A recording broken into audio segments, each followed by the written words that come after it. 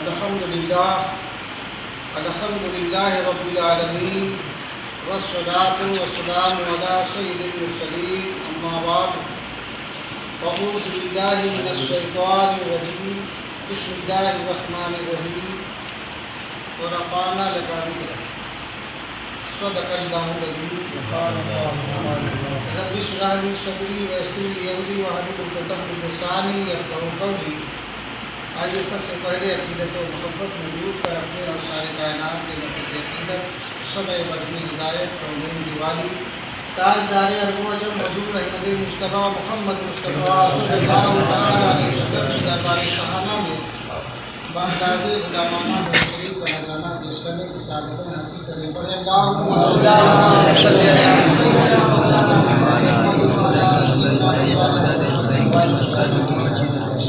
السلام علیکم یا رسول اللہ صلی اللہ علیہ وسلم۔ عزیزان ملت اسلامیہ،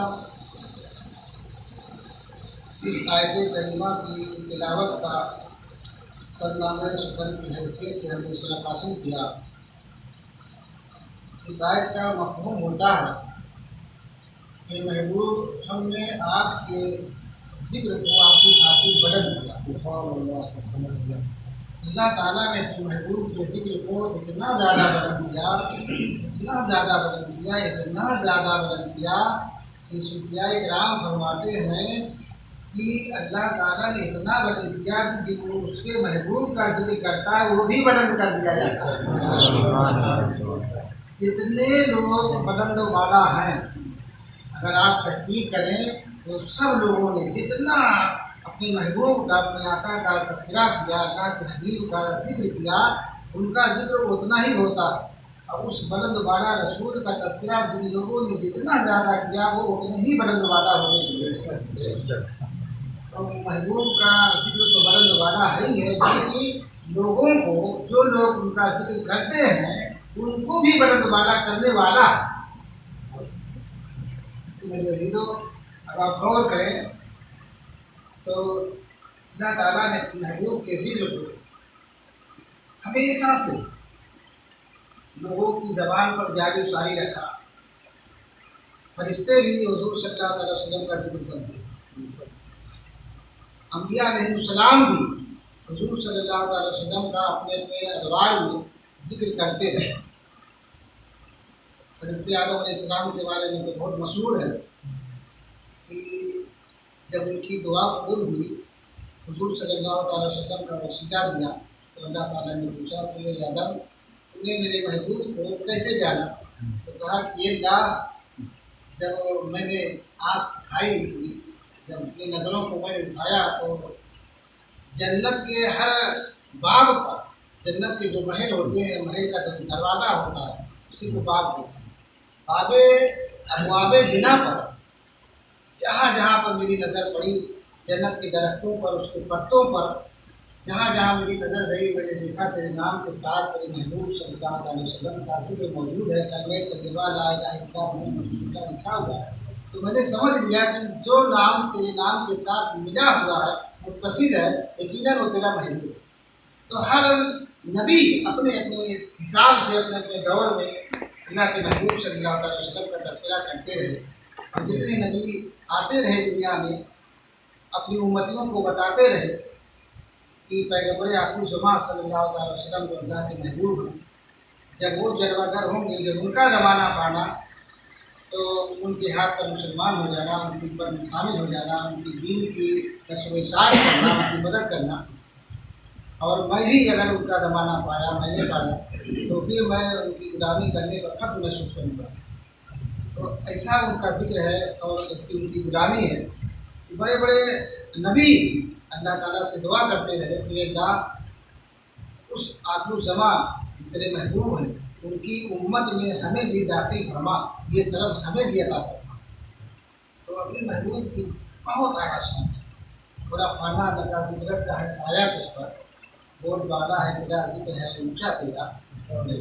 تو ہم اور آپ کیا، بس یہ سمجھو کہ ہم لوگ جو ذکر کرتے ہیں، جو میلاد پاک کرتے ہیں، وہ اس طرح سے کرتے ہیں کہ ان کا ذکر تو لوگوں نے کیا ہی، اللہ تعالیٰ نے کیا، اس کے تمام محبوبین نے کیا، قرآن پاک میں، تمام آسمانی صحف میں، تمام جتنی کتابیں ہیں، توریت، زبور، انجیل، ساری کتابوں میں، اور 114 صحیفے جو اترے ہیں سب صحیفوں میں اللہ تعالیٰ نے اپنے محبوب کا تذکرہ کیا، اور لوگوں نے ہمیشہ تذکرہ کیا، ذکر کیا، ہم لوگ کس شمار میں، لیکن اس لیے ہم لوگ قرآن پاک کی محفل سجا کر اپنے آقا کریم صلی اللہ علیہ وسلم کا ذکر کرتے ہیں، یہ اللہ کی توفیق ہے، وہ اس لیے کرتے ہیں۔ اسی طرح سے سمجھو کہ جیسے بازار مصر میں حضرت یوسف علیہ السلام کو جب بیچا جا رہا تھا تو خریداران یوسف میں بہت سارے لوگ آئے تھے، مصر کے بادشاہ بھی تھے، ایک سب تھی، ایک ضعیفہ بھی، ایک بڑھیا تھی، ایک گٹھلی لے کر وہ بھی کھڑی ہوئی تھی صف میں، خریداروں کی صف میں۔ اس گٹھلی میں مختلف روایات ہیں کہ ایک روایت میں ہے کہ اس میں گھاس تھی، تو کسی نے پوچھا کہ یہ ضعیفہ، ارے حضرت یوسف علیہ السلام کو تم خرید پائے گی ایک گٹھلی لے کر، گھاس کی گٹھلی؟ کہا یہ تو میں بھی جانتی ہوں کہ میں ان کو خرید نہیں پاؤں گی، جہاں پر بڑے بڑے بادشاہ لوگ، بڑے بڑے رئیس زادے لوگ ان کے خریداروں میں شامل ہیں، بولی لگ رہی ہے، تو میری کیا اوقات ہے، لیکن میں اس لیے خریداروں میں کھڑی ہوں گھاس کی گٹھلی لے کر، تاکہ خریداران یوسف میں میرا بھی شمار ہو جائے، میرا بھی نام نہیں ہو جائے۔ تو اس لیے ہم بھی اپنے آقا کریم صلی اللہ تعالی وسلم کا ذکر کرتے ہیں، جن کا ذکر تمام آسمانی کتابوں میں، قرآن پاک میں ہے، اللہ اور تمام اس کے ملائکہ کرتے ہیں۔ ہم لوگ اس لیے کرتے ہیں تاکہ ہمارا بھی وفاداران مصطفیٰ میں، ذاکران مصطفیٰ میں ہمارا بھی نام شمار کرتے ہیں۔ مرضی لگا کر مسلم صلی اللہ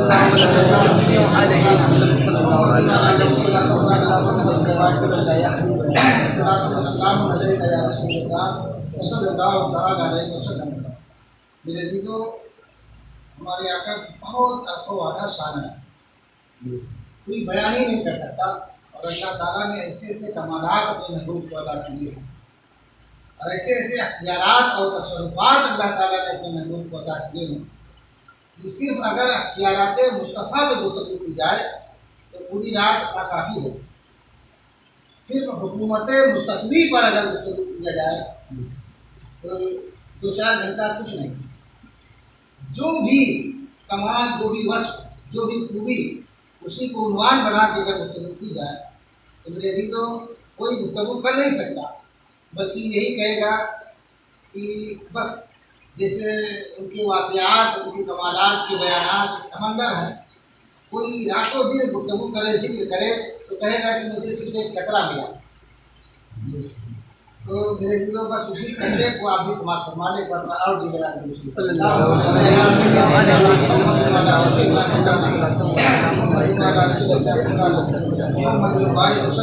صلاۃ و سلام علیک یا رسول اللہ صلی اللہ علیہ وسلم۔ دیکھو، ہر دور میں اللہ تعالیٰ نے اپنے محبوب کا تذکرہ کرایا۔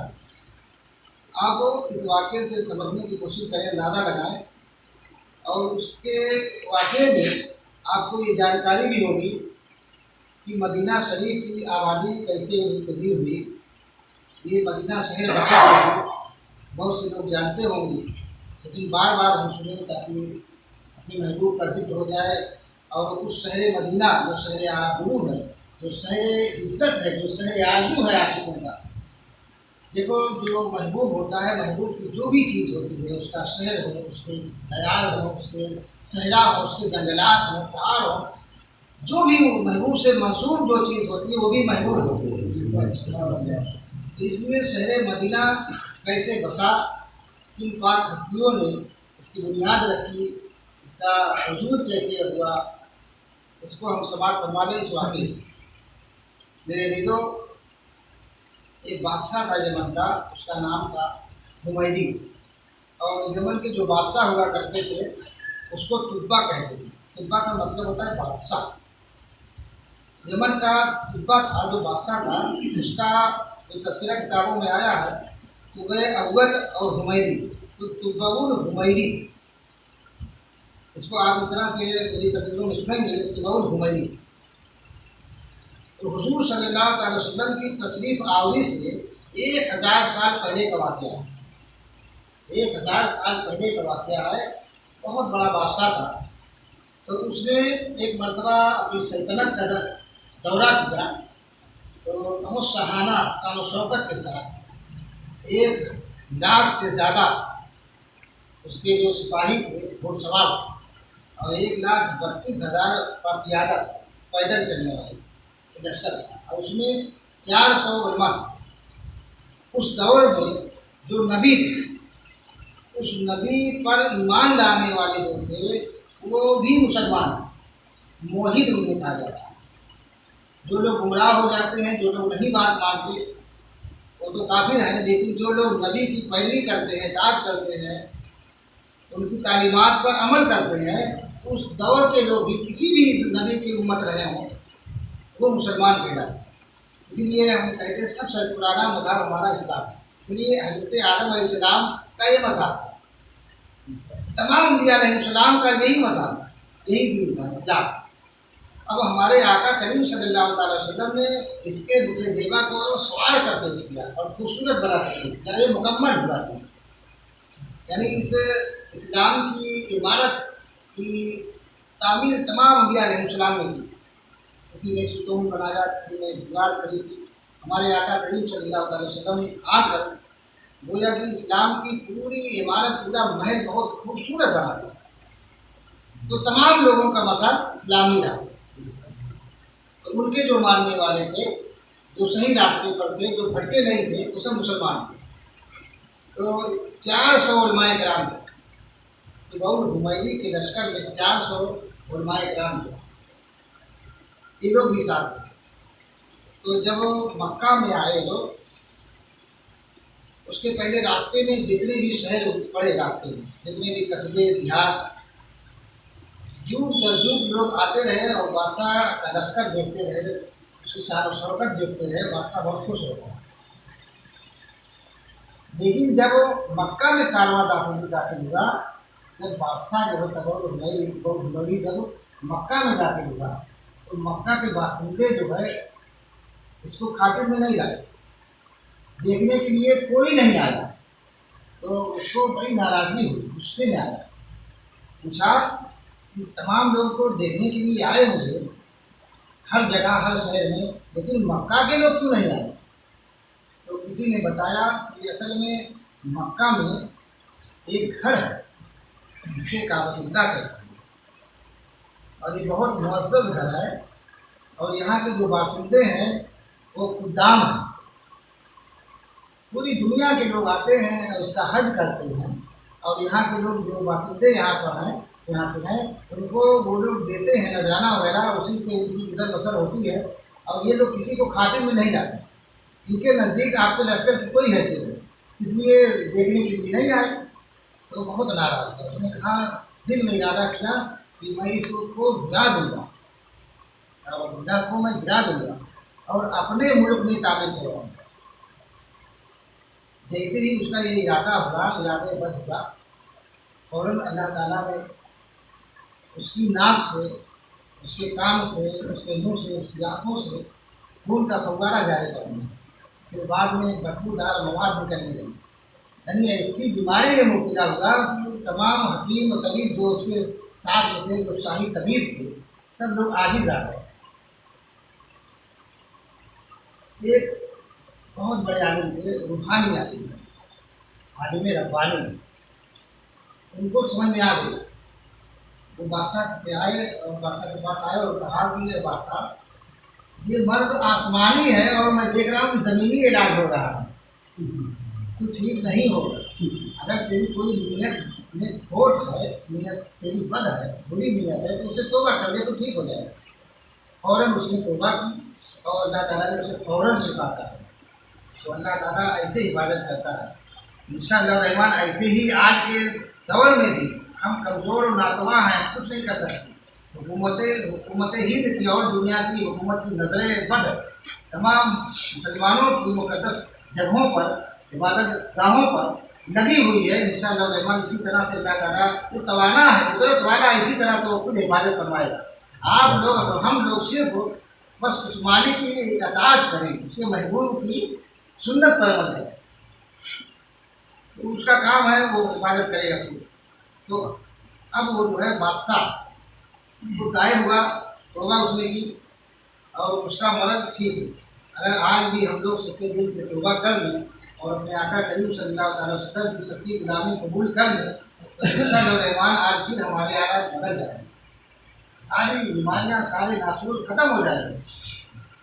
تو وہ بادشاہ اب وہاں سے اس نے کوشش کیا، راستے میں مدینہ طیبہ کی جگہ وہ تب تک آباد نہیں تھا، ایک جنگل تھا، دس تھا، وہاں جو علماء ربانی تھے جو 400 تھے، ان لوگوں نے وہاں کی مٹی کی خوشبو سے محسوس کیا اور وہاں کے مناظر کو دیکھ کر جو ان لوگوں کی کتابوں میں مدینہ شریف کی جو تاریخ، جو واقعات، جو حالات لکھے ہوئے تھے ان کی کتابوں میں، وہ منظر دیکھ کر آپس میں ان لوگوں نے مشورہ کیا کہ یہ جو ہے حضور صلی اللہ علیہ وسلم نبی آخرالزماں صلی اللہ علیہ وسلم کی یہ ہجرت گاہ، یہ قیام گاہ، یہ علاقہ جو ہے یہ مدینہ الرسول ہوگا، اور ہم چاہتے ہیں کہ ہماری تمنا، ہماری آرزو ہے کہ ہم یہیں گرائے جائیں اور بادشاہ دکھائی دے کہ تو اپنا لشکر جا لے کے جا اور ہم لوگ یہیں رہیں۔ بادشاہ سے علماء نے فرمایا یہ بادشاہ اب ہم یہاں سے نہیں جانا چاہتے، ایک دور آئے گا، ایک وقت آئے گا پیغمبر آخرالزماں صلی اللہ علیہ وسلم یہیں پر ہجرت کر کے آئیں گے اور ہم چاہتے ہیں کہ ہم یہیں پہ بس جائیں، آباد ہو جائیں، ہمیں اجازت دے تو جا۔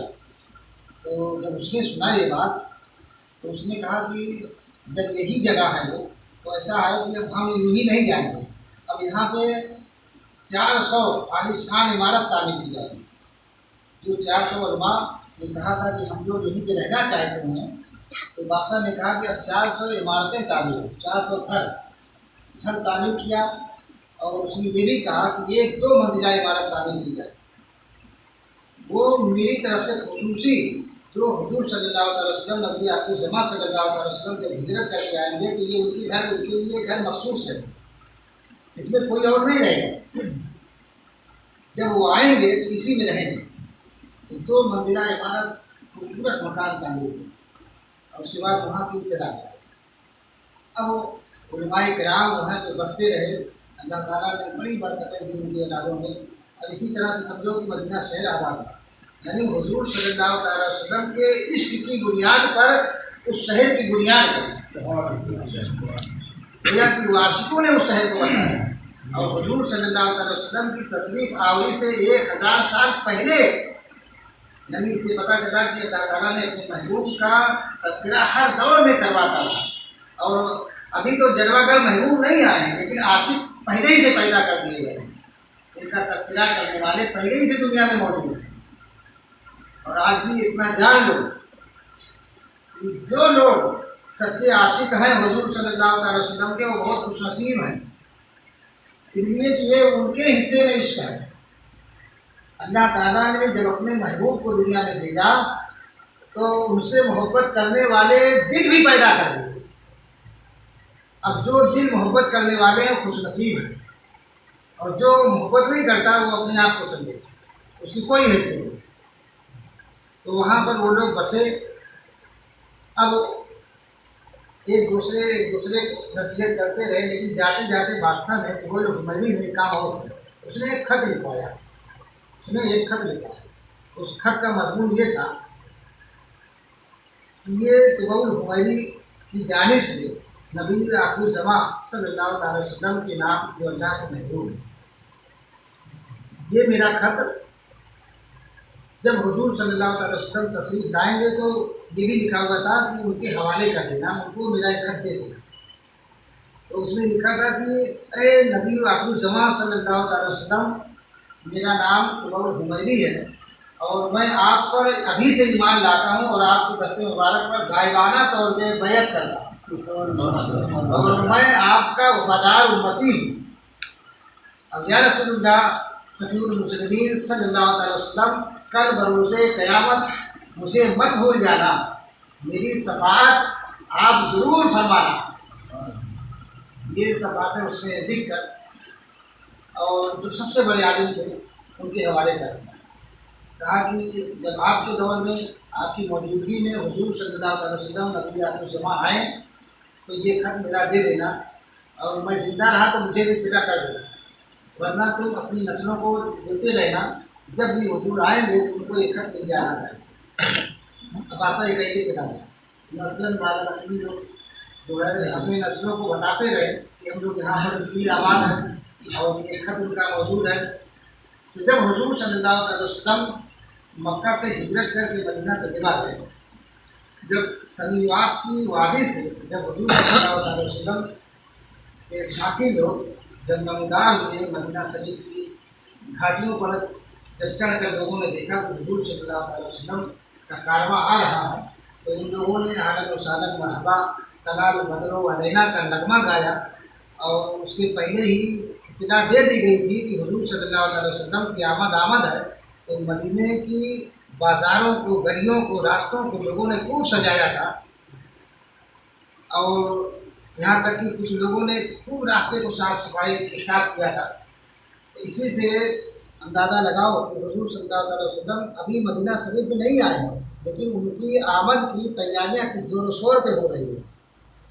इसी से उलमाए इकराम फरमाते हैं कि जब सहाबा इकराम ने हुजूर सल्लल्लाहु अलैहि वसल्लम की आमद पर खुशियाँ मनाई और गलियाँ सजाई, अपने घर को संवारा सजाया, तो अगर हम ईद मिलादुन नबी सल्लल्लाहु अलैहि वसल्लम के मौके पे सजाते हैं तो ये सहाबा इकराम की सुन्नत पर हम अमल करते हैं।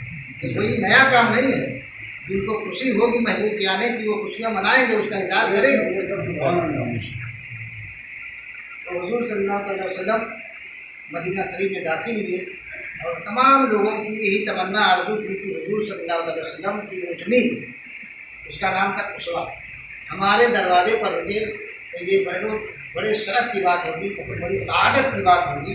तो तमाम लोगों की ख्वाहिश रही, लेकिन हुजूर सल्लल्लाहु अलैहि वसल्लम ने फरमाया कि मेरी ऊँटनी की नकील छोड़ दो, ये जिसके मकान के सामने दरवाजे पे बैठ जाएगी मैं वहीं पर क़याम करूँगा, ताकि किसी की दिलचस्पी भी ना हो। और महबूब तो सब कुछ जानते ही हैं, बड़ा राज है इसमें। तो ऊँटनी चलते चलते चलते चलते एक मकान के सामने बैठ गई। अब लोग समझ गए कि अब सरकार इन्हीं के घर में, इसी घर पर झगड़ा फरमा होंगे। जैसे ही ऊँटनी बैठी, हुजूर सल्लल्लाहु अलैहि वसल्लम ऊँटनी से उतरे, और जानते हो वो मकान जिसके सामने ऊँटनी बैठी थी वो हज़रत अबू अय्यूब अंसारी रज़ियल्लाहु तआला अन्हु का मकान था। और जो आलिम रब्बानी जो सबसे बड़े थे उन्हीं के जद्द अमजद में से थे। इस वक्त जो है अबू लीला के नाम के एक गुलाम थे हज़रत अबू अय्यूब अंसारी रज़ियल्लाहु तआला अन्हु ने गौल हुमैनी का खत उन्हीं के सुपुर्द कर दिया था कि तुम इसकी हिफाजत करना, और जब हुजूर सल्लल्लाहु अलैहि वसल्लम आएंगे तो उनको एक खत दे देना। जैसे ही वो खत दे के अबू लीला आए, सरकार ने फरमाया कि लाओ मेरे महबूब का खत कहाँ है, मुझे दे दो, लाओ मेरे महबूब का खत मुझे दे दो। 1000 साल पहले खत लिखा गया था और सरकार आज आ रहे हैं मदीना से और कह रहे हैं कि अबू लीला लाओ मेरे महबूब का खत कहाँ है, मुझे दे दो। फ़ौरन कर दिया गया। इसी से अंदाज़ा लगाओ कि वो क्या नहीं जानते, सब कुछ जानते हैं। उनकी हकीकत कोई नहीं जानता, वो सबको जानते हैं।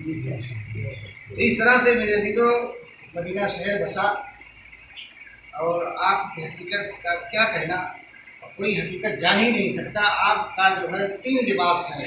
एक लिबास बशरियत, जिस लिबास बशरियत में आप लोगों के सामने आते थे, लोगों को मसले मसाइल बताते थे, जंग करते थे, अपनी बीवियों के साथ रहते थे, ये लिबास बशरियत है।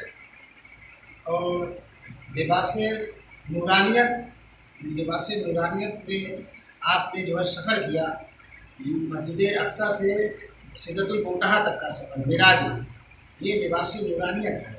और इससे भी अंदाज़ा लगाओ आप कि ये लिबास नूरानियत है कि एक मरतबा हुजूर सल्लल्लाहु अलैहि वसल्लम रोज़े पे रोज़ा रख रहे हैं, रोज़े पे रोज़ा रख रहे हैं, जिसे सौम विसाल कहा जाता है। सौम माने रोज़ा, सौम विसाल रख रहे हैं, लगातार रोज़ा रख रहे हैं, लगातार रोज़ा रख रहे हैं।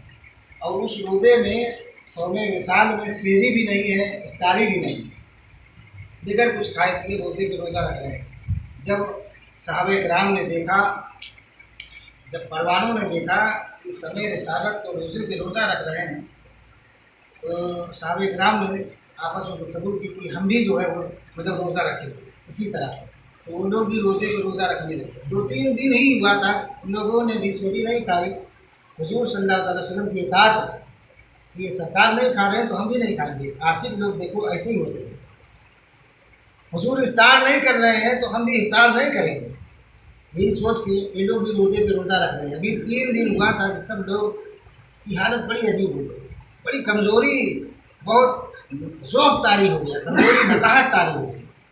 ہم جیسے لوگ اگر 2 دن نہ کھائیں تو عجیب حالت ہوتی ہے، کیونکہ ہم جو ہے بصر ہیں، کھانا غذا ہماری ضرورت ہے جسم میں، اور حضور صلی اللہ علیہ وسلم نہیں کھا رہے ہیں، کچھ نہیں کھا رہے ہیں، لیکن کمزوری نقاہت وہاں نہیں ہے۔ یہی تو پتہ چلتا ہے کہ لباس نورانیت میں آپ، چونکہ آپ صرف اور صرف خاکی نہیں ہیں، صرف اور صرف بصر نہیں ہے، اور صرف نور نہیں ہے، صرف ان کو نور ہی نہ کہا جائے، صرف ان کو بصر ہی نہ کہا جائے، بلکہ نوری بصر، آپ نور بھی ہیں اور بصر بھی ہیں۔ تو حضور صلی اللہ علیہ وسلم نے دیکھا کہ میرے صحابہ کمزور پہ کمزور ہوتے چلے جا رہے ہیں، نقاہت ذوق کا عالم طاری ہے، تو فرمایا کہ میرے صحابہ ایکم مثلی، تم میں سے کون ہے میرے مثل، یعنی تم میں سے کوئی نہیں ہے میرے مثل۔ تم لوگ سحری بھی کیا کرو، افطاری بھی کیا کرو، تم لوگ سحری کیا کرو، افطاری کیا کرو، اور یہ مت دیکھو کہ میں کچھ کھاتا پیتا نہیں، میں کچھ کھاتا پیتا نہیں، میں سحری نہیں کرتا، میں افطاری نہیں کرتا، مجھے میرا رب کھلاتا پلاتا ہے، مجھے میرا رب کھلاتا پلاتا ہے۔ تو کھانے کے محتاج ہمارے آقا نہیں ہے، بلکہ کھانا ان کا محتاج ہے۔ وہ جن اشیاء کو آپ نے ہاتھ لگایا، جن کو کھا لیا، وہی سنت ہو گئی، وہی جائز ہو گئی، وہی حلال ہو گئی، اور جن سے آپ نے اجتناب کیا، پرہیز کیا، وہ حرام ہو گئی۔ تو کھانا ہمارے حضور کا محتاج ہے، ہمارے حضور کھانے کے محتاج نہیں ہے۔ اور بصریت کا معاملہ یہ، چونکہ کبھی آپ نے کھانا بھی کھایا اس لیے آپ بصر ہیں، اور آپ نے نہیں بھی کھایا تو کوئی بھی نقاہت و کمزوری کا احساس نہ ہوا، یہ لباس نورانیت ہے۔ اور میرے آقا علیہ السلام کی یہ حقیقت ہے، لباس حقیقت، جس کو حقیقت محمدیہ بھی کہا جاتا ہے، جس کی تو حقیقت میں کوئی جانتا ہی نہیں۔ کیا حقیقت، کیا کوئی جانتا؟ تم ذات خدا سے نہ جدا ہو نہ خدا ہو، تم ذات خدا سے نہ جدا ہو نہ خدا ہو، اللہ کو معلوم ہے کیا جانیے کیا ہو، ہم اور آپ کیا جانیں، یہ اللہ کو ہی معلوم ہے۔ لباس حقیقت، جو حقیقت محمدیہ ہے، اس کی حقیقت کوئی نہیں جانتا۔ جیسے کہ باعث مستعمل رحمۃ اللہ تعالیٰ علیہ نے اللہ تعالیٰ سے دعا کی تھی کہ اللہ اپنے محبوب کی حقیقت مجھے دکھا دے، حقیقت محمدیہ سے آشنا کر دے۔ اللہ تعالیٰ نے کہا کہ باعث تم نہیں جان سکتے میرے محبوب کی حقیقت کیا ہے۔ کہا اللہ تو جاننا چاہے گا، تو بتانا چاہے گا، تو میں کیوں نہیں جان سکتا؟ تو اللہ تعالیٰ نے فرمایا کہ 70,000 حجابات ہیں، اور ایک حجاب کو ہٹانے کے لیے 70,000 تجھے زندگی چاہیے، 70,000 کی عمر چاہیے، عبادت کرنا ہے، 70,000 سال کی عمر ہو اور تو عبادت کر تو ایک پردہ ہٹے گا، ایک حجاب ہٹے گا، تو 70,000 حجابات ہیں۔ تو پھر بھی کہا کہ یہ اللہ تیرے لیے کوئی غیر ممکن نہیں، تیرے لیے کوئی مشکل نہیں، تیری قدرت ابھی قدرت کا ایک واقعہ میں بتاؤں گا، سمجھ میں آ جائے گی کہ کیا قدرت ہے، اور ایک عادت ہوتی ہے، قدرت ہوتی ہے۔ کہا تیری قدرت، تو اللہ تعالیٰ نے کرم فرمایا 70,000 سال کے بعد ایک حجاب ہٹا، اور 70,000 حجابات کو ہٹانا تھا۔ اتنی لمبی ان کی زندگی دی، اور ابھی دنیا چل ہی رہی ہے۔ ان کے جو ساتھی لوگ ہیں، ایسا نہیں ہے کہ 70,000 سال ہو گئے۔ ارے حضور صلی اللہ تعالیٰ وسلم کو آئے ابھی تک 1442 سال ہوا، اور ادھر جو ہے اتنے ہزار سال کا عرصہ گزرا، اور عبادت کرتے کرتے اس منزل پہ پہنچے۔ جب کمال تک عروج ان کو ہوا تو کیا دیکھا کہ میرا سر جس تلوے مبارک سے، جس تلوے انور سے لگا ہوا ہے، وہ تلوے نور حضور صلی اللہ علیہ وسلم کا، یعنی اس کے آگے ان کی انتہا تھی، مطلب ان کے آگے، اس کے آگے وہ جا نہیں سکتے تھے۔ تو جب کمال تک پہنچے، اتنے حجابات کے بعد تو حضور صلی اللہ علیہ وسلم کا طلب انور نظر آیا۔ تو حقیقت محمدیہ کیا ہے کوئی جان نہیں سکتا، بس وہی ہے کہ معراج کے وقت حضور صلی اللہ علیہ وسلم نے اپنے اللہ کو دیکھا، ماتھے کی آنکھوں سے دیکھا، اللہ تعالیٰ ان کے اور قریب ہوا اور قریب ہوا اور قریب ہوا، پھر 70,000 کلمات سے گفتگو فرمائی۔ یہ سب لباس حقیقیہ ہے، حقیقت محمدیہ۔ تو میرے دیدوں بات دوسری طرف جاری فتویٰ جی لگا کے دوسرے پڑھو صلی اللہ علیہ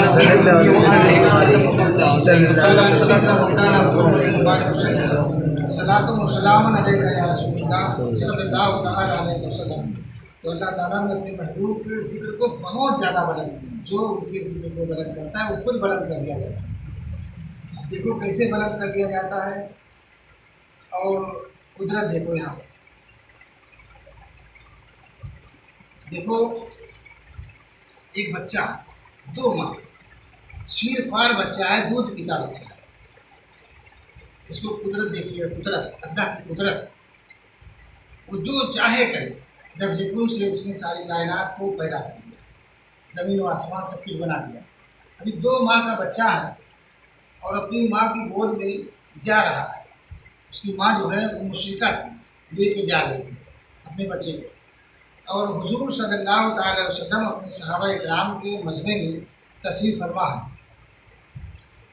2 سال کا بچہ ابھی ہے، 2 مہینے کا بچہ، 2 ماہ بچہ، شیر خوار بچہ ہے، 2 مہینے کا بچہ ہے۔ اس نے جیسے ہی حضور صلی اللہ تعالی وسلم کو دیکھا، مسکرا کے کہا الصلاۃ والسلام علیک یا رسول اللہ۔ 2 ماہ کا بچہ ہے۔ اس کی ماں نے دیکھا کہ میرا 2 ماہ بچہ، دودھ پیتا بچہ، اور یہ سلام کس کو کر رہا ہے، یہ بول کیسے رہا ہے، بہت تعجب ہوا اس کو۔ کہا بیٹے تو باتیں کر رہا ہے، یہ تجھے بات کرنے کا ہنر کس نے دیا، یہ کلام تجھے کردہ کس نے سکھایا؟ تو کہا ماں میرے پروردگار نے، میرے اللہ نے، جس نے اپنے محبوب صلی اللہ علیہ وسلم کو ہمارے درمیان جلوہ گر فرما دیا۔ یہ دیکھو اللہ کے رسول ہیں، یہ آخر الزماں ہے، نبی آخر الزماں ہے، ان پر جو ایمان لائے گا وہ جنت میں جائے گا۔ یہ منظر دیکھ کے اس کی ماں جو ہے جو مشرکہ تھی، حضور صلی اللہ علیہ وسلم کے دستگیر پرست پر اس نے کلمہ پڑھ کے حضور صلی اللہ علیہ وسلم کا دامن رسالت تھام لیا، مسلمان ہو گئے۔ حضور صلی اللہ علیہ وسلم نے اس بچے سے کہا بچے تیرا نام کیا ہے؟ تو اس نے کہا کہ میری ماں نے تو میرا نام عبد عزا رکھا ہے۔ عزا جو ہے مکے میں ایک بت تھا جو کافی لوگ اس کی پوجا کرتے تھے، لات و حبل عزا اس قسم کے نام کے بت تھے، اور کافی لوگ ان کی پوجا کرتے تھے۔ تو عبد معنی ہوتا ہے بندہ، عزا یعنی کہ وہ جو معبود تھا، جو ان کا بت تھا، اس کا میں بندہ ہوں۔ میری ماں نے رکھا تھا نام، لیکن اللہ تعالیٰ نے میرا نام عبدالعزیز رکھا ہے۔ یا رسول اللہ میرا نام میرے اللہ نے، میرے پروردگار نے عبدالعزیز رکھا ہے۔ تو یہ ہے اللہ کی قدرت۔ ویسے تو یہ عادت ہوتی ہے کہ جب بچہ 2-3 سال کا ہوتا ہے تو بولتا ہے، ہم لوگ بھی جو بولتے ہیں یہ عادت ہے، حالانکہ تعجب کی بات ہے آواز کہاں سے نکلتی ہے، آواز کہاں سے پیدا ہوتی ہے۔ خود آپ اپنی آواز پر غور فکر کریں تو کہیں گے کہ یہ اللہ کی قدرت ہے اور کچھ نہیں ہے۔ جو ایک دوسرے کے کلام ہوتے ہیں، جو بات کرتے ہیں، جو لوگ گفتگو کرتے ہیں، جو زور زور چلاتے ہیں، خود غور کریں تو یہ خود اللہ کی قدرت نظر آتی ہے۔ لیکن اس پر تعجب اس لیے نہیں ہوتا کہ عادت ہے، سب لوگ چونکہ اس عادت میں مبتلا ہیں، سب کو اللہ تعالیٰ نے اسی ذریعے سے کلام کرنے کا ہنر بخشا، اس پر ہمیں کوئی تعجب نہیں ہوتا۔ لیکن جب 2 ماہ بچہ، شیر خوار بچہ اگر بولنے لگے تو اس پر ہمیں تعجب ہوتا ہے۔ یہی قدرت ہے، یہی قدرت ہے۔ تو اللہ تعالیٰ نے اپنے محبوب کو بہت قدرت عطا فرمائی، بہت، یہاں تک کہ حضور صلی اللہ علیہ وسلم کی قدرت دیکھو کہ آپ نے چاند کی طرف اشارہ کر دیا تو 2 ٹکڑے ہو گئے، آپ نے ڈوبے سورج کی طرف اشارہ کر دیا تو وہ پلٹ آیا۔ یہ قدرت ہے، یہ قدرت ہے۔ اور عادت یہ ہے کہ روز آنا، جیسے سورج نکلتا ہے سورج ڈوبتا ہے، یہ عادت ہے۔ حالانکہ سب میں اللہ کی قدرت ہے۔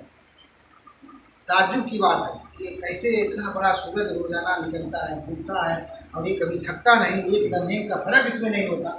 सब पे ताजुब होता है, लेकिन ये आदत है, लोगों की एक आदत बन गई है, हैबिट बन गई है, इस पर कोई ताजुब नहीं होता। लेकिन जब सूरज डूबा हुआ वापस आ जाए तो ये अल्लाह की कुदरत का ज़रूर है, और अल्लाह ताला अपनी कुदरत का ज़रूर नदियों के ज़रिए करता है, तो उसे मुअजिज़ा कहते हैं। और जब वलियों के ज़रिए वो चीज़ ज़ाहिर होती है उसकी कुदरत, तो उसे करामत कहा जाता है। एक मरतबा जी लगा के तो उससे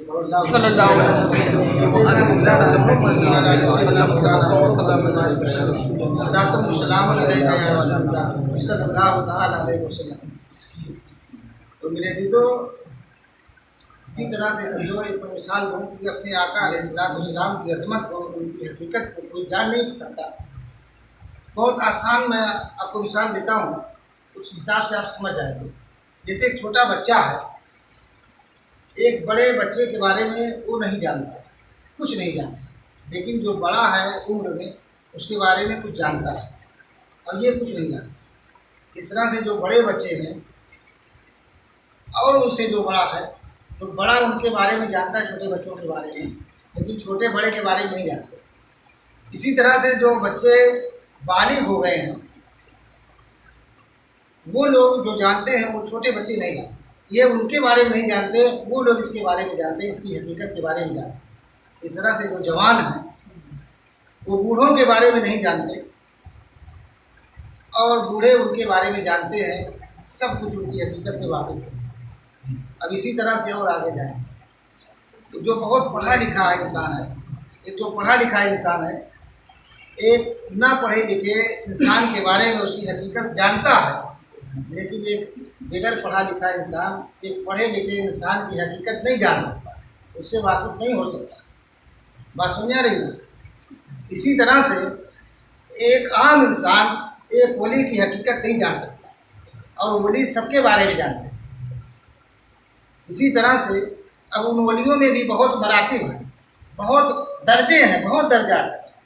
बड़े दर्जे वाले छोटे दर्जे वालों के बारे में जानते हैं, उनकी हकीकत से आशना है, और छोटे दर्जे वाले उनमें जो बड़े दर्जे वाले हैं उनकी हकीकत से आशना नहीं है। जैसे गौसे आदम रज़ियल्लाहु तआला अन्हु की हकीकत से आम औलिया भी आशना नहीं, हकीकत जानते नहीं हैं। इसी तरह से और आगे जाए, ताबई के बारे में सहाबा इकराम जानते हैं, और सहाबा इकराम की हकीकत ताबई पर मुनकशिफ नहीं। इसी तरह से और आगे जाएं आप, जितने सहाबा हैं, अजीज़ा सहाबा हैं, ये सब सहाबा जितने हैं ताबईन के बारे में जानते हैं, ताबईन उनकी हकीकत नहीं जानते। हज़रत मौलाए कायनात की हकीकत नहीं जानते, उस्मान गनी रज़ियल्लाहु तआला अन्हु के बारे में नहीं जानते, हज़रत उमर फारूक आज़म रज़ियल्लाहु तआला अन्हु के बारे में नहीं जानते, हज़रत अबू बकर सिद्दीक़ रज़ियल्लाहु तआला अन्हु की हकीकत के बारे में नहीं जानते। इसलिए कि मेरे आका करीम सल्लल्लाहु अलैहि वसल्लम ने फरमाया कि अबू बकर का ईमान एक पल्ले में रख दिया जाए, और सारी उम्मत का क़यामत तक के जितने मुसलमान हैं, सारी उम्मत का ईमान एक पल्ले में रख दिया जाए, तो मेरे अबू बकर के ईमान का पल्ला भारी होता है, तो कोई जान नहीं सकता उनके बारे में। इसी तरह से अंबिया अलैहिमुस्सलाम लोगों के बारे में जानते हैं, उनकी हकीकत से आशना है। लोग अंबिया अलैहिमुस्सलाम की हकीकत से आशना नहीं है, नहीं जान सकते। इसी तरह से मेरे अज़ीज़ों, हुज़ूर सरवर कौनो मकान सल्लल्लाहु अलैहि वसल्लम की हकीकत अल्लाह के अलावा कोई नहीं जान सकता, और वो सब के बारे में जानते हैं। एक मतलब और जी लगा के अल्लाहुम्मा सल्लि अला मुहम्मद व अला सय्यिदिना मौलाना मुहम्मद व अला सल्लल्लाहु अलैहि वसल्लम। अल्लाह ताला ने अपने महबूब को वो कमाल दिया था, वो खूबियाँ अता की थी, वो सिफ़ात बख्शी थी। मेरे अज़ीज़ों, क्या कहना, चमक उससे पाते हैं सब पाने वाले, मेरा दिल भी चमकाने वाले हुज़ूर सल्लल्लाहु अलैहि वसल्लम के पास कुछ लोग आए, कहा कि या रसूलुल्लाह सल्लल्लाहु अलैहि वसल्लम, हमारे काफ़िले में पानी ख़त्म हो गया, और उस काफ़िले में औरत भी हैं, बच्चे भी हैं, बूढ़े भी हैं, जवान भी हैं, कुछ बीमार भी हैं, बहुत बड़ा काफ़िला है। या रसूलुल्लाह, पानी की चंद बूंद नहीं है, बहुत सब परेशान है, करम फरमा दीजिए। मेरे आका करीम सल्लल्लाहु अलैहि वसल्लम के पास कभी भी किसी को कोई भी तकलीफ़ होती थी, वो फ़ौरन हुज़ूर सल्लल्लाहु अलैहि वसल्लम के पास आके कहते थे, और हुज़ूर सल्लल्लाहु अलैहि वसल्लम मदद फरमाते थे। और सुन्नियों का अक़ीदा भी है کہ فریاد امتی جو کرے حال زار میں، ممکن نہیں کہ خیر بشر کو خبر نہ ہو۔ اسی عقیدے پہ قائم رہنا اللہ تعالیٰ نے اپنے محبوب کو اختیار اور تصرفات دیے ہیں۔ حضور صلی اللہ علیہ وسلم مدد فرماتے ہیں۔ ایک واقعہ مختصر بہت بہترین ہے، یاد آ گیا۔ کبھی بھی مدینہ شریف جانا تو حضور صلی اللہ علیہ وسلم کو سلام علیکم کرنا، اور اگر کوئی مصیبت اور پریشانی ہوگی تو عرض کر دینا تمہاری مدد کرتے ہوئے نظر آئیں گے۔ بہت ساری کتابوں میں نے یہ واقعہ پڑھا ہے۔ حضرت ابوالخیر رحمۃ اللہ تعالیٰ علیہ بزرگ ہیں، یہ درود شریف بہت زیادہ پڑھتے تھے، اور مسجد نبوی کے قریب میں وہ رہتے تھے۔ تو وہ خود فرماتے ہیں کہ میں بھوکا تھا، 5 روز ہو گیا تھا، کھانا پینا مجھے نہیں ملا تھا، اور غیرت کے سبب میں نے کبھی کسی سے کہا بھی نہیں۔ یہ لوگ بہت غیرت مند ہوتے ہیں۔ تو حضور صلی اللہ علیہ وسلم کے پاس میں آیا، مسجد نبوی سے نکل کر خواجہ اقدس کے پاس میں کھڑا ہوا، اور میں نے سلام عرض کیا اور کہا کہ یا رسول اللہ، میں 5 روز سے بھوکا ہوں، مجھے کچھ کھلا دیں۔ اور پھر اتنا کہہ کے میں جا کے مسجد نبوی میں ریاض الجنہ وہیں پہ جا کے سکون سے میں ٹیک لگا کے بیٹھا۔ اس کے بعد مجھے نیند آ گئی، میں سو گیا۔ جب سو گیا تو میری قسمت جگ گئی۔ میں نے خواب میں دیکھا کہ حضرت علی رضی اللہ تعالیٰ عنہ آئے اور مجھے جگا رہے ہیں، ابوالخیر اٹھ دیکھ تاجدار کائنات آئے، دیکھ حضور صلی اللہ علیہ وسلم تشریف لائے ہیں، اٹھ۔ میں اٹھا تو میں نے دیکھا کہ حضور صلی اللہ علیہ وسلم، اور ایک دائیں طرف حضرت ابوبکر صدیق ہے، اور بائیں طرف حضرت عمر فاروق اعظم رضی اللہ تعالیٰ عنہ، اور حضرت علی مجھے جگا رہے ہیں۔ تو میں اٹھا، میں نے حضور صلی اللہ علیہ وسلم کو دیکھا، میں نے سلام عرض کیا، اور پھر میں نے محبت سے عشق میں ڈوب کر اپنے محبوب کی پیشانی کو بوسہ دے دیا۔ پھر حضور صلی اللہ علیہ وسلم نے مجھے ایک روٹی عطا کی، کہا ابوالخیر لے کھا لے، تو بھوکا تھا نا، لے کھا لے۔ تو میں نے ایک روٹی دی حضور صلی اللہ علیہ وسلم سے، اور پھر میں کھانے لگا۔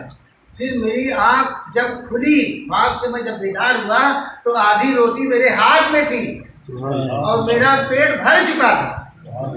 آدھی روٹی میرے ہاتھ میں تھی، میرا پیٹ بھر چکا تھا، میں کم سیر ہو چکا تھا آدھی ہی روٹی میں۔ تو حضور صلی اللہ علیہ وسلم آج بھی اپنے عاشقوں کی ایسے ہی مدد کرتے ہیں، کوئی سچے دل سے پکارے تو انہیں۔ تو میرے عزیزو قافلہ ہوا اور کہا کہ یا رسول اللہ، ہمارے پاس سب کچھ ختم ہو گیا، پانی بالکل نہیں ہے، سب لوگ پیاس کے بغیر تڑپ رہے ہیں۔ تو حضور صلی اللہ علیہ وسلم نے کہا کہ یہ جو پہاڑی ہے، جو ٹیلا نظر آتا ہے، اس ٹیلے کے پیچھے جاؤ، ایک حبشی غلام مسکیزے میں پانی لے کے جا رہا ہے۔ جو کہتے ہیں کچھ پیچھے کی خبر نہیں ہے، اس واقعے سے انہیں درس عبرت حاصل کرنا چاہیے۔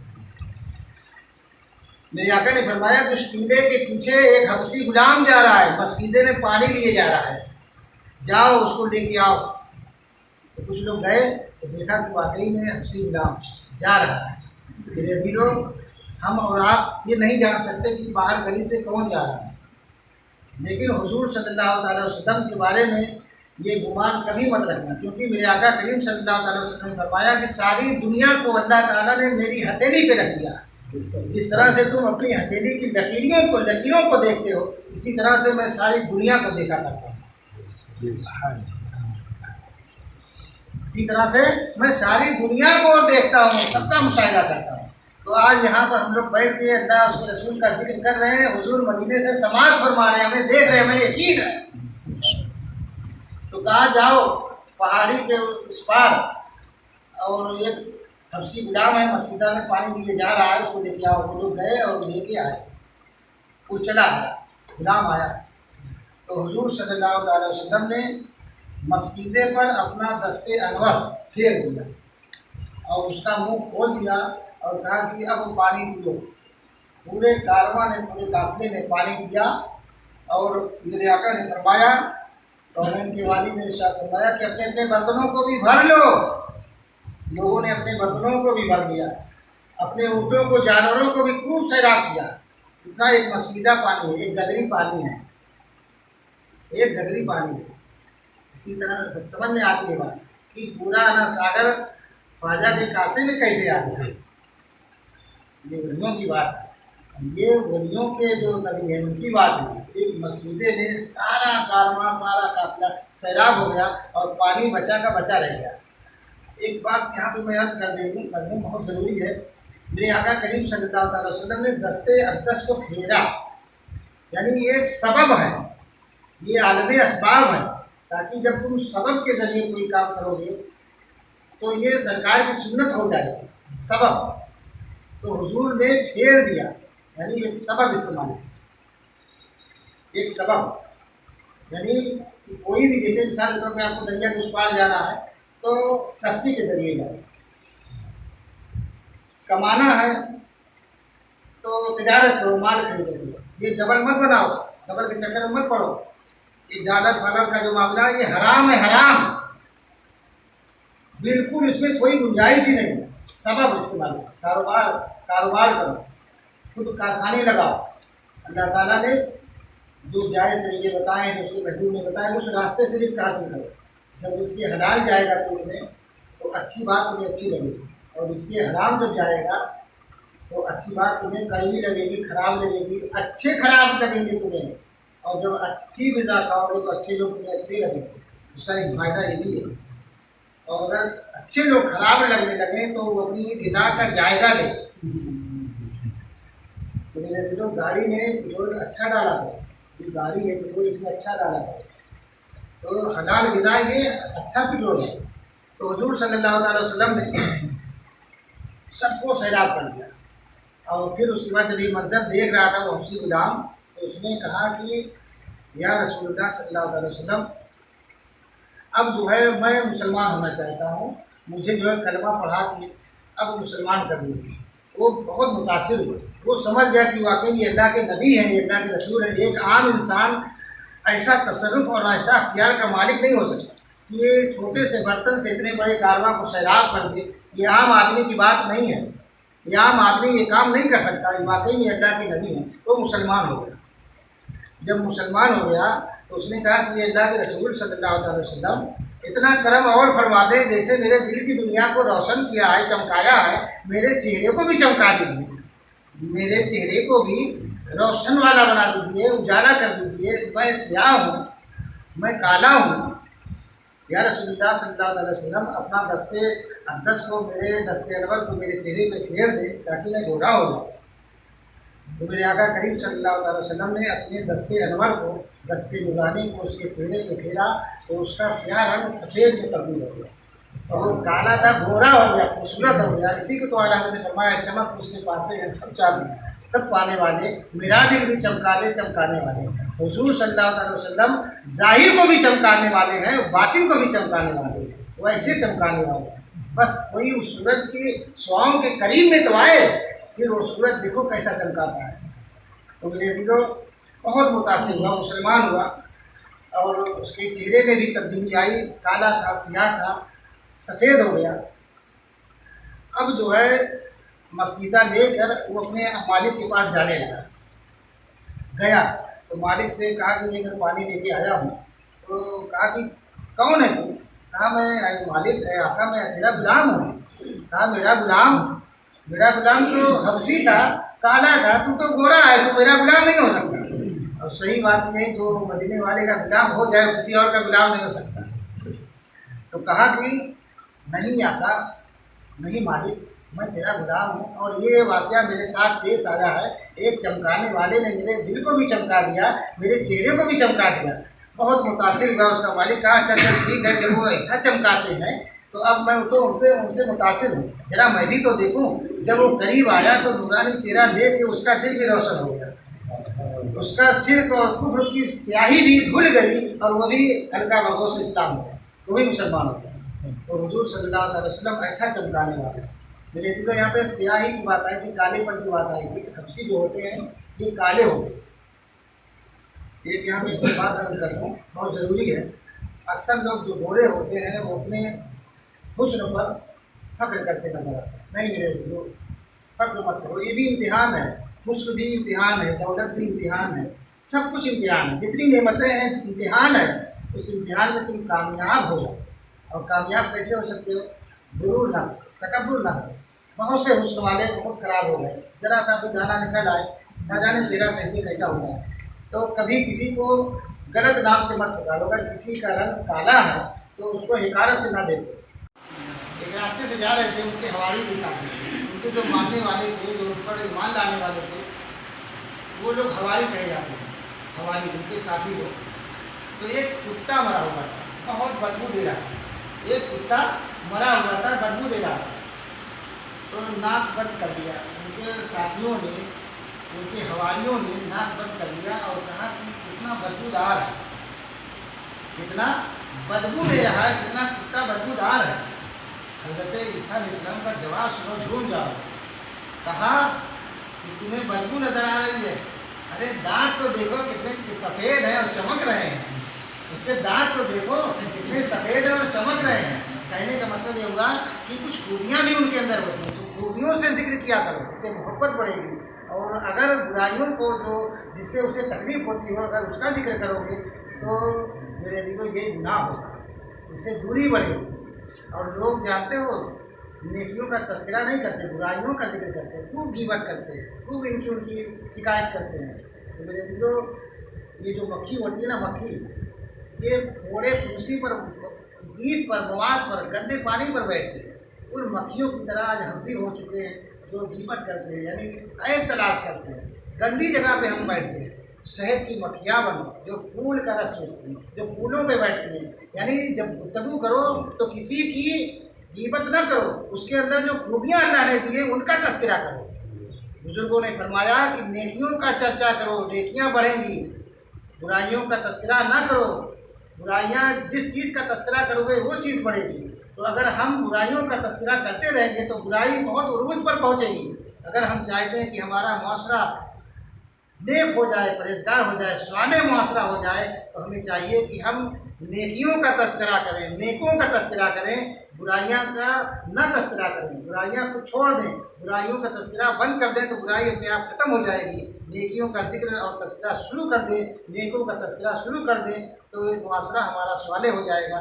اور ہمارے حضور صلی اللہ علیہ وسلم کا ذکر کرو جو سب سے اچھے ہیں, سب سے اولا والا ہمارا نبی, سب سے بالا والا ہمارا نبی, ان جو سب سے اچھے ہیں ان کا ذکر کرو, ان کا تذکرہ کرو تو تم بھی بلند کر دی جاؤ گے, تم بھی اچھے ہو جاؤ گے. اللہ تعالیٰ سے دعا ہے کہ ہم سب لوگوں کو عقل سلیم عطا فرمائے, سچ فرما دے. السلام علیکم, جو کچھ بیان میں غلطی